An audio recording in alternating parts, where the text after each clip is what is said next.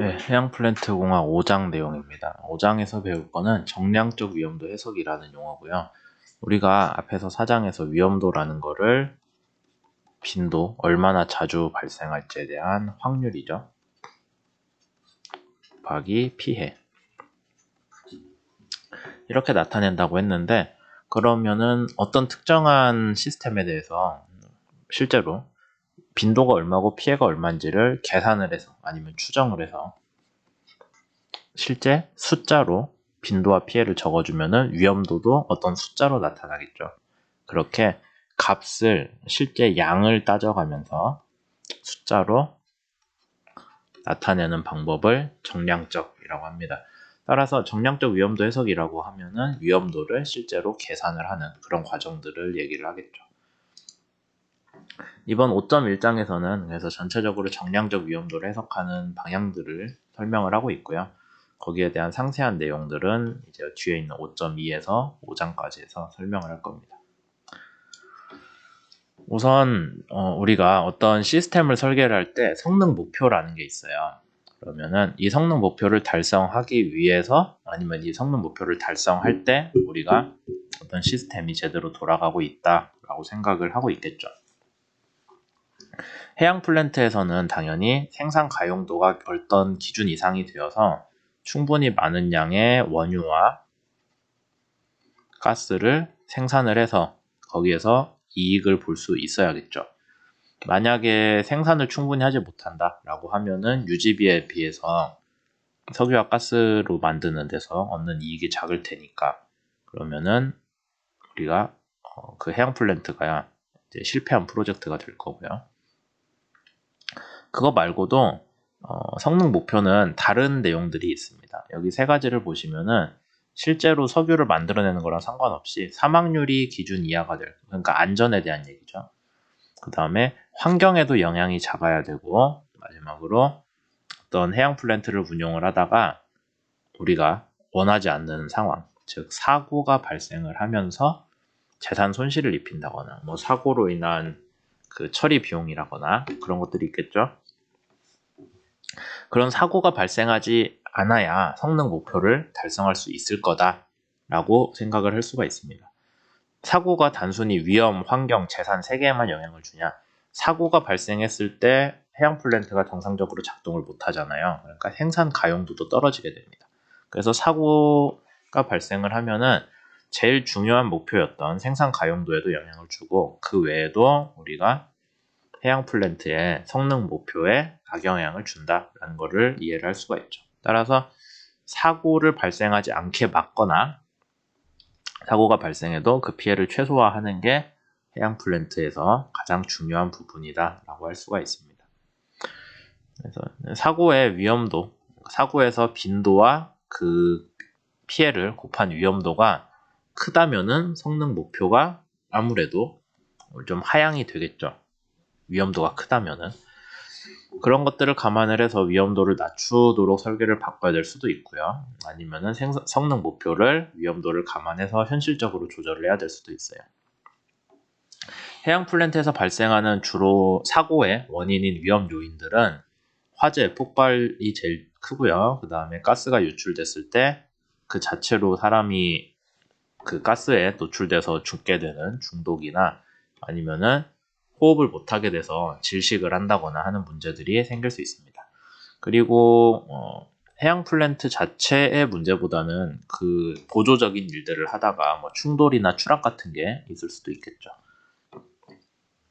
이런 요인들에 대해서 실제로 사고 확률 아니면 위험도가 얼마나 되냐를 계산을 하는 거를 5장에서 주로 다룰 거예요. 위험도 해석에서는 위험도를 계산하는 게 제일 중요하고요. 그 다음에 위험도가 얼마 이상이다 라고 하면은 이게 안전 설계가 옳은 건지 평가를 하고 만약에 위험도가 너무 크다 아니면 현실적으로 그 위험도를 낮출 수 있다. 현실적으로 위험도를 낮출 수 있다라고 하면은 설계를 보완하는데도 활용할 수 위험도 해석을 활용할 수도 있을 겁니다. 그래서 위험도에 해석하는 과정을 전체적으로 그림 이렇게 써놨는데 사실상 여기 써져 있는 위험도 해석의 3가지 단계를 풀어서 써놓은 거예요. 그렇게 이해하시면 되겠습니다. 본격적으로 위험도 해석에 대한 얘기를 해볼 텐데요. 위험도는 뭐 아까 앞에서 얘기했던 안전 목표 여러 가지 있었죠. 유출, 생산 가용도, 그 다음에 환경이 유출이죠. 안전, 사방사고 뭐 그런 거. 이 세 가지 물론 아닌데 뭐 하나 더 있었죠? 재산 손실이네요. 우리가 앞에 슬라이드에서 네 가지의 성능 목표가 있었고 얘네들의 영향을 주는 게 다 각각의 위험도를 계산을 할 수 있겠죠. 예를 들어서 어떤 폭발 사고가 났어요. 폭발 사고로 인한 유출도 있을 수 있고 폭발 사고로 인한 생산 가용도, 재산 손실 뭐 영향 받겠죠. 당연히 사람의 인명 피해도 있을 거고 그런 식으로 돼 있는데 이제 위험도 해석에서 제일 중요한 거는 사망 가능성, 즉 안전에 대한 거를 제일 중요하게 봅니다. 왜냐면은 이게 이제 사실 제일 큰 문제가 될 수 있으니까요. 그럼 위험도는 우리가 어떤 식으로 평가를 하냐? 위험도는 업무별로 엔지니어의 개인 위험도를 평가를 합니다. 그러니까 해양 플랜트 전체에서 하나의 해양 플랜트에서 이렇게 바다에 떠 있는 해양 플랜트에서 일한다고 해서 실제로 원유나 가스를 만지는 사람들이 있을 거고 그 다음에 상대적으로 안전한 구역에서 일하는 사람도 있겠죠. 서로 다 다를 거잖아요. 그러다 보니까 업무별 엔지니어들이 개인 위험도가 다 달라요. 실제로 위험한 배관 옆에서 일하는 사람들은 위험도가 좀 더 클 거고 그 다음에 잘 보호되어 있는 뭐 제어실에서 일하는 사람은 위험도가 작겠죠. 그렇게 할 수도 있고요. 그 다음에 개인 위험도의 해양 플랜트 전체의 평균도 구할 수 있겠죠. 그런 것들을 다 감안을 해줍니다. 그래서 이외에도 각 사고 요인별 기여도도 생각을 해볼 수가 있고요. 사고 요인이란 뭐 화재로 인한 거. 근데 화재에 자주 노출되는 사람이 있을 거고 해양 플랜트 위라고 하더라도 화재랑 별 상관없는 사람도 있겠죠. 그런 것들을 다 감안을 해줘서 개인들이 얼마나 위험한지를 바탕으로 평가를 하는 게 제일 중요하겠죠. 개인 위험도 수준은 우리가 수업 때 자주 얘기했듯이 1년에 10,000분의 1 정도의 확률이다. 그 정도면은 충분히 위험한 거예요. 수용할 수 없습니다.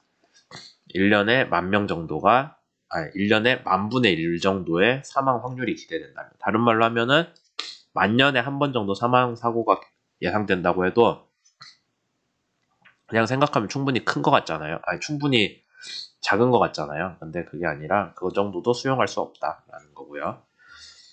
그 다음에 100,000,000분의 1 정도면은 뭐 이 정도면은 문제 될 수준은 아니라고 봐요. 그 정도 위험도가 나오는 위험 요소는 고려하지 않습니다.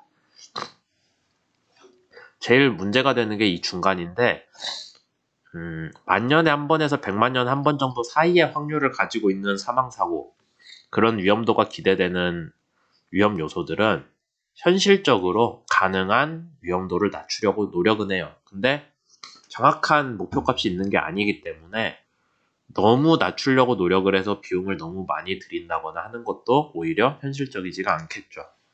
그래서 우리가 적당히 현실적인 목표를 달성하기 위해서 하는 걸 알랍이라고 부른다 라고 저번에 얘기를 했었네요. 위험도 해석을 할 때는 범위는 위험 요소 자체에 대한 해석도 하고요. 안전 시스템의 성능 해석에서도 위험도가 반영이 됩니다. 무슨 얘기냐면은 안전 설계, 그러니까 안전 시스템이나 그냥 단순히 화재 경보 시스템 걔는 자기가 독립적으로 일하잖아요. 그 다음에 뭐 대피를 할 때 그것도 안전과 관련돼 있는데 그건 좀 복합적이죠. 대피를 한다거나 아니면은 여러 가지 설비들이 서로 어떤 상호작용을 한다든가 그런 것들에 대해서 위험도도 같이 얘네가 위험도에 얼마나 영향을 주는지 대개는 위험도를 낮추는 쪽이겠죠. 거기에 대해서 우리가 해석을 같이 해준다라고 보면 되고요. 그래서 독립적으로 움직이는 안전 시스템들은 그냥 그 자체로 안전 성능을 신뢰성, 우리가 안전 무결도 기준으로 평가를 할 수가 있습니다. 근데 간접적 평가들이 있는데 그냥 SIL 자체에 산정이 불가능한 안전 시스템도 있을 거예요. 아니면은 안전을 고려한 설계를 했을 때 해양 플랜트의 배치 같은 거는 SIL 갖고 평가를 할 수가 없죠. 그런 것들은 간접적 평가가 되는 거고요. 그런 간접적 평가를 할 때는 민감도 해석이라는 걸 들고 와서 안전 시스템이 있다고 칩시다. 여기에 영향을 주는 요소가 여러 가지가 있을 거잖아요. 그 다음에 최종적으로 예상되는 피해 규모가 있겠죠? 아니면 위험도라고 평가를 하는 게 맞겠습니다. 피해에다 빈도를 곱해야 되니까. 그러면 요인이 뭐 A부터 E까지 있을 때 A만 얼만큼 바꿨을 때 이 안전 시스템의 위험도가 얼마나 변하는지, 말 그대로 A에 대한 위험도라고 합시다. 위험도의 값을 구하는 게 민감도예요. 그래서 A에 대해서만 구하겠어요? 제 얼굴이 가렸네요. 뭐 안전 요소 전체에 대해서 각각의 이렇게 미분값 아니면 영향 기울기를 구해가지고 제일 큰 애가 제일 지배적인 영향을 주겠죠, 안전도에.